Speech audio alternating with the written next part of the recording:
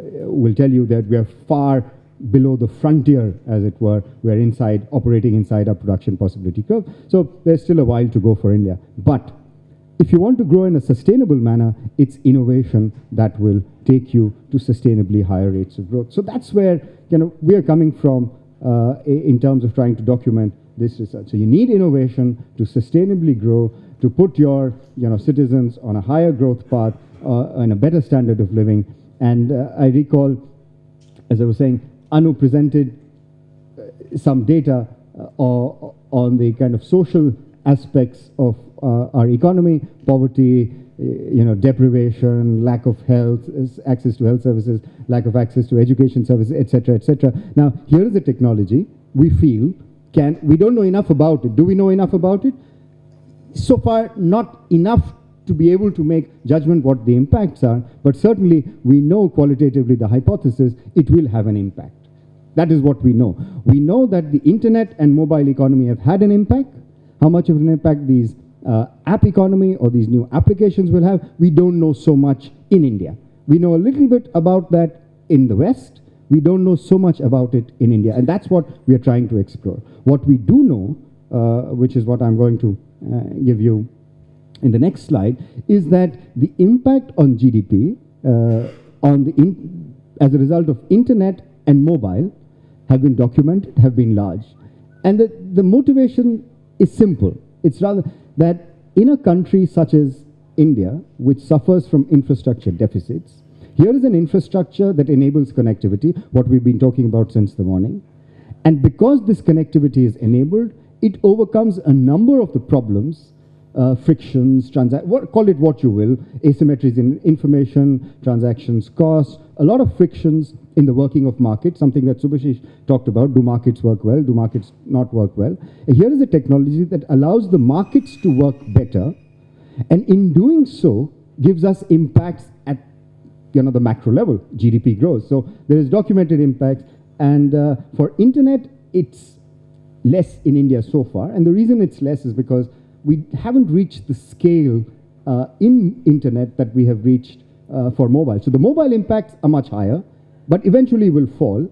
And what we are going to do in this report, these are dated figures. These are results that we did in 2012. So they are slightly dated. We're going to update this. We're going to redo these results. And I dare say the numbers will change. But what I do think will happen is that the impact of the internet is likely to go up. The impact of the mobile is likely to go down. 900 million mobile phones. You're definitely going to get some diminishing returns. The impact of the internet is going to go up. And the impact of broadband within internet, and it's documented, there's World Bank research that shows that there's a hierarchy of impacts. The impacts of the internet the impacts of mobile are low, the impacts of internet are higher, and the impacts of broadband are the highest. Now, the definition of broadband in India is definitely inadequate. From 256, we've moved up to 512. When the rest of the world has gone beyond 2 Mbps, we are still stuck with the definition of broadband, which is 512. So I think this will also, as our policy catches up, as we become more, as the density or the pervasiveness of internet increases, I think there will be some policy reaction that we will redefine what we mean by broadband. But the general point will still go through. It's not what the threshold is, but whatever the threshold is, higher the broadband penetration, the greater the impacts, right? This is research that we've already done. It is documented. Now, this is not in the air. This is using secondary data. But we kind of cross-check this with the help of micro-level case studies, which, Anupam had this case study on Netra. I recall having done a similar case study in Karnataka on, child retinopathy. Retinopathy is this disorder of as Anupam was saying, the child becomes blind if it is not detected within the first 3 or 4 days of birth. And that medical intervention has to be made in the first 3 or 4 days of birth. And obviously people in rural areas don't have access to such services. And if the mobile phone can, if a trained physician or not even a trained physician, even a trained 12th class graduate can take photographs of the child at birth and transfer it back using the network to a hospital in Bangalore, then the intervention can be made if detected in time.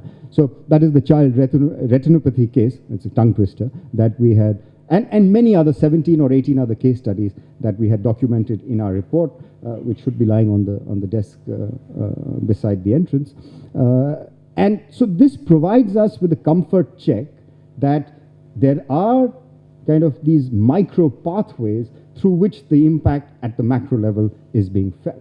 You know, and the problem in India has been, as I will talk about, as it's already been mentioned, and it bears repetition. I guess Mr. Petroda said, if it's been said before, doesn't matter, say it again. So I will say it again, which is that, you know, scaling up has been a problem. So you have these success stories at various, you know, you go to Karnataka, you go to Gujarat, you go to Maharashtra, you have these success stories. There are success stories in Bihar, in Chhattisgarh, and they're all documented, as I said, in the report. But scalability has a problem. When ITC started with its e-Chopal, it was very successful in one location, but the problem that it soon confronted was one of scalability. If you recall reading that very nice, readable book by C.K. Prahlad, Fortune at the Bottom of the Pyramid, again, you know, what strikes you when you read those very elaborate and very interesting case studies is that, you know, how do we get scalability? How do you kind of replicate the success in other alternative environment and so on? So we are going to,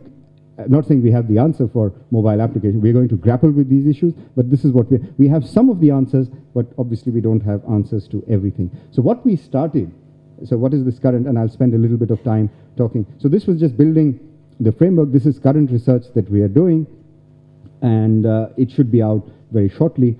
And we've done some kind of primary analysis as well. We don't have, unfortunately, as much secondary data in the case of mobile applications as we did in the case of mobile and fixed line telephony. But this is again setting the framework for the research question, which is, the research question in this is, what is the impact that mobile apps are having in the Indian economy? And we have, so this is an impact assessment. We know that in the United States, I think the only country for which a serious academic study has been done, it creates about 500,000 jobs, which is not very large given America's size, but it's not even an insignificant amount. How many kind of productive net new jobs does, so the emphasis is on net new jobs. The government of India, remember, is interested in creating new jobs, net new jobs, not just jobs which transfer, which is basically a migratory job or a transfer from one vocation to another. So we want to create net new jobs using the example of mobile apps. So this is the framework, which is, you know, India is a mobile first economy. The numbers stare at you in the face. Fixed is declining, mobile is growing, the rural-urban divide exists, etc., etc. Also, all of that exists. Along with that, if you piece into this framework, piece together the fact that India is also a low kind of service delivery, has low service delivery, or has a high service deficit, which is, you know, this is picked up from The Economist doing a survey on mobile apps a couple of weeks ago, I think. I don't remember the exact date, but this is a reference to the Economist article where they referred to India as a high deficit. Of course, we don't need the Economist to remind us that we are a kind of high service deficit economy, but this is tongue-in-cheek remark because Economist is very critical of India often. Anyway, so this is India is a high service deficit economy with a high mobile intensity. So kind of it kind of stands to reason that we can use these apps, we can use mobile internet to provide service delivery. And you've seen examples from Anu, you've seen examples from Anupam, and there are a whole host of examples that exist. And so I won't get into the details of what, I'll give you one kind of unique or an example which kind of then tells you, at least it's an example or it's an application which kind of builds on the deficiencies that exist in India. So it's an interesting example of you know, what are the policy distortions that exist, and then build and tries to kind of negate or dilute those deficiencies that exist by creating this new app. It's called Onward Mobility. But before I get on to there, the kind of mobile Indian app economy is worth, I mean, these are the numbers. These are initial numbers. I'm not going to kind of spend too much time talking about these. These are initial numbers. As we said, we are not as confident about, these are not, let me rephrase that. Let's not take these as point estimates. I would say, look at them as range estimates, a kind of interval estimates. I mean, this, within the epsilon neighborhood plus minus, this would be the size of India's app economy, 300,000 app developers, 100 million app downloads per month, and the value is 150 million, projected to grow. This is, quoted, cited from another research report. Okay, so there is this one very interesting, apps are normally thought of as being downloaded, on the internet or on your mobile phone, but given that there is kind of low digital literacy and low confidence, and I wouldn't call it a dysfunctional M-payment regime, but a fairly kind of risk-averse mobile payment regulation that exists in India. This has led to a physical presence of a store called Apps Daily that you can walk in and download an app onto your phone, and they help you do it. So if you're kind of not as digitally savvy or literate, then they can help you download it onto your phone. If you don't have credit cards, I don't know what the penetration of credit cards in India, but we're going to get it for this report. But the penetration of credit cards in India, given what it is, it's probably very low. And then there's risk aversion of using credit card. Then there are these onerous regulations by the Reserve Bank of it. But let me rephrase that. They are, let me not call them onerous. Is this being recorded? Yes. So these are, they are kind of risk-averse regulations by the Reserve Bank of India, which makes this entire ecosystem of downloading apps directly for the net and paying for them not a very easy or a smooth experience. And therefore, taking advantage of this, if you will call it existence of a space in the market, Apps Daily, you can walk into the store and and they will help you download an application, and you can pay by physical cash. 50 rupees, 100 rupees, etc. So this is, I mean, you see, I mean, I remember Rohan is sitting here and he will probably verify that Grameen Bank, Grameen Phone in Bangladesh grew out of a very dysfunctional policy regime that existed in Bangladesh, which is, they were a private entity and the public sector incumbent refused to provide them with interconnection. And therefore, they had to ramp up their subscriber base on their own. A telecom network is subject to network effect. It only makes sense if you can talk to somebody else. So they had to ensure that their network built up very rapidly, and they did, they ensured that it built up very rapidly by doing advertising, by providing, cheap phones, and by providing phones free to women, and they were very quickly able to ramp up the network. Now, and that they did because maybe they would have done that anyway, but they did it faster because the policy, or at least the incumbent's monopoly, did not allow them to interconnect with the fixed line operator in Bangladesh. So a dysfunctional, or kind of a, if you don't want to call it dysfunctional, a space was available for Grameen Phone, and they exploited that space to their, competitive advantage. And then, as history would bear witness, Bangladesh Telecom, the incumbent, now wants interconnection with Grameen Phone because Grameen Phone has become much larger and much bigger, and I guess Grameen Phone can turn around and say, too bad.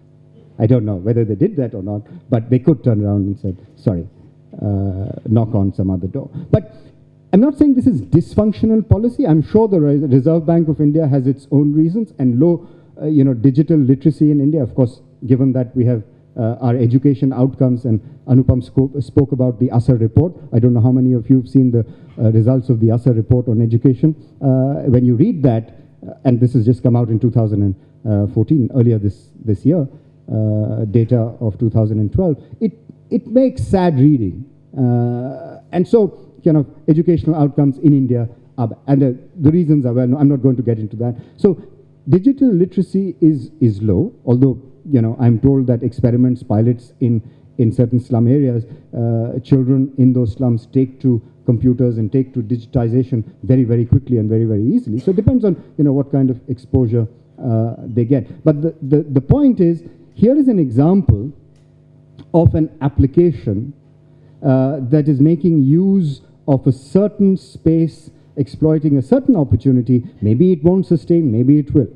But this is an example of an application, and we're trying to we'll piece a number of such examples together and say, of course, one cannot turn around to the RBI and say that, make your regulation such that it becomes easier to have, to make credit card or online payments because we want to sell more mobile applications, etc. You can't, it will have to be a much larger issue for the Reserve Bank, but it is something that we will talk about in our report when we have finally. So the rest, I think I won't spend too much time talking about. This particular example is also, I'm told, Sugandha, isn't it in Australia as well?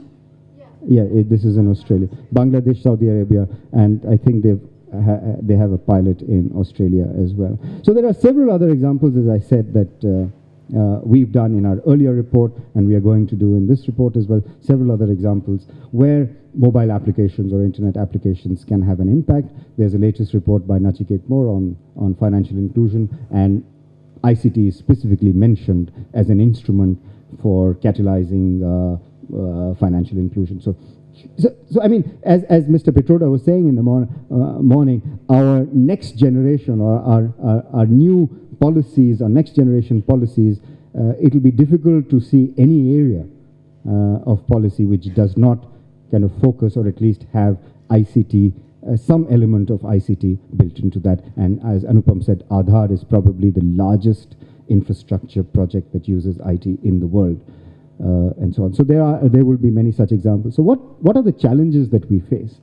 Well, one I won't mention this again, which is scalability, and then infrastructure. Infrastructure, as we know, is a necessary, not sufficient condition. We need local content, and all of that, which we know, as we're going to document in our report, which is that we need local content, we need locally relevant content, and if you agree with what Mr. Sam Petroda said, we could also develop our own search engine, which will help domestic industry, domestic innovation. We need to promote domestic industry, manufacturing, and applications and services. So it's not, I don't think he was saying, let's do everything ourselves, and I don't think he meant to say that, but to the extent that we can promote or incentivize the creation of locally relevant applications, locally relevant services, then those impacts, those externalities, as economists call it, will tend to be a little larger. So we should, to the best possible way, incentivize that without doing what we did in the past, I think, and that has to be a caveat, without distorting the market unnecessarily. If we distort the market, then of course we'll get perverse results. As we know as economists, if we distort the market, we'll get perverse results. So we need to promote, yes, local services.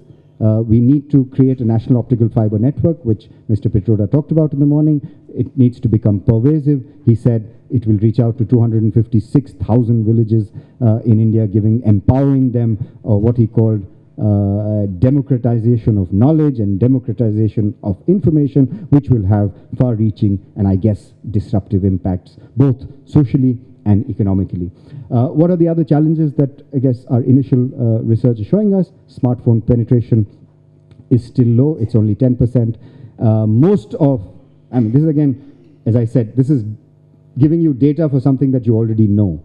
India is a voice-dominated economy. It's not a data-dominated economy. The rest of the world is data-dominated, US, UK, China. You look at the numbers in front of you. If India becomes a 90% data or data economy on IT, on the net, then you will see the impact. It will be a very different economy. It will be a very different environment that you will be working on. Will it happen? I guess so. How long will it take? That's anybody's guess. So data will become important because that's the revenue driver for the operators. So they will push data. They will need spectrum. They will need the backhaul, optical fiber network, etc., all of that. Now, when we were doing our research on mobile phones, one of the questions that people used to ask us, what is it that got you the point of inflection or that huge growth in mobile phones in 2003? A lot of things fell together at that point. And I don't know who mentioned this. I think it was Rohan or somebody mentioned. I think Rohan mentioned this in the previous session, that benefiting from the scale of the Indian market, the price of the CDMA handsets fell globally. And then he kind of took advantage, or Sri Lanka took advantage of the fact to ramp up the CDMA network at a lower price. So price clearly is a trigger for penetration in a sensitive market like India. So mobiles in India became kind of ubiquitous or pervasive because multiple things happened. But one of the things that happened was price of handsets fell and the price of service fell, calling party pays, as I was saying in the morning. Plus you had a large number of operators and there was competition. So all of this fell into place and you got, an explosion in the subscriber base, almost unimaginable, 20 million mobile phones a month at some point. Now, smartphone, when will that happen with the point we are asking, the question we are asking, when will that happen with smartphones? Today, it's only 10%. Volumes are low and therefore the prices are high. The price needs to fall for those smartphones to work in rural areas with mobile applications. The price needs, that's a no-brainer, the price needs to fall. Right now, I don't know what the price is, maybe 10,000 rupees a month or 5,000 rupees a month. So that needs to fall even more to make it, to make the services attractive in rural areas, and that with scale, that should happen. So that's the other point. And then this, I think I will, maybe in the question answer session, I will get Sugandha to answer, because she asked this question of Mr. Sam Petroda also in the morning. There is a lot of inertia. Young entrepreneurs are not being innovative enough, or they are risk averse, and therefore they are not following the untraversed path. They're going down the beaten track. Being young, being an entrepreneur, she'll be able to answer the question better. So what are the low-hanging fruits? I think I've already mentioned this.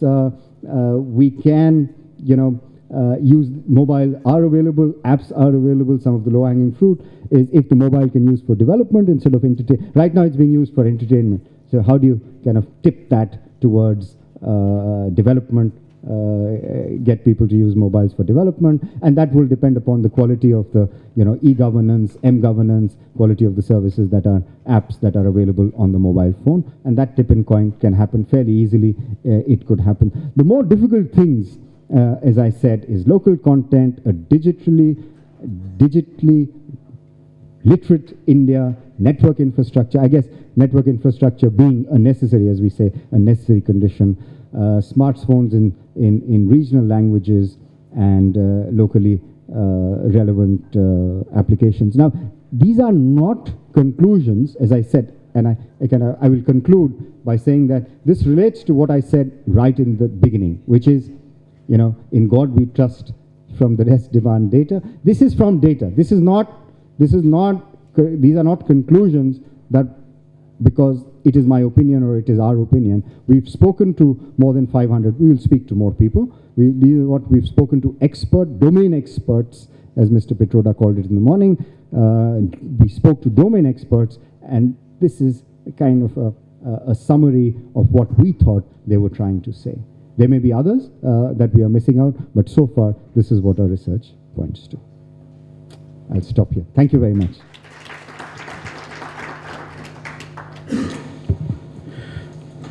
Thank you, Dr. Rajat Kathuria. That's a very interesting presentation. We had three eminent speakers. The first speaker mentioned about disruptive technologies, mobile internet. The second speaker talked about apps economy. And the third speaker said mobile first economy. What a convergence of the three. It's a very interesting facet of their presentation, that everyone has been very clear. Mobile holds the future. Mobile internet is the future. And there are quite a few challenges. From what the presentation Dr. Kathuria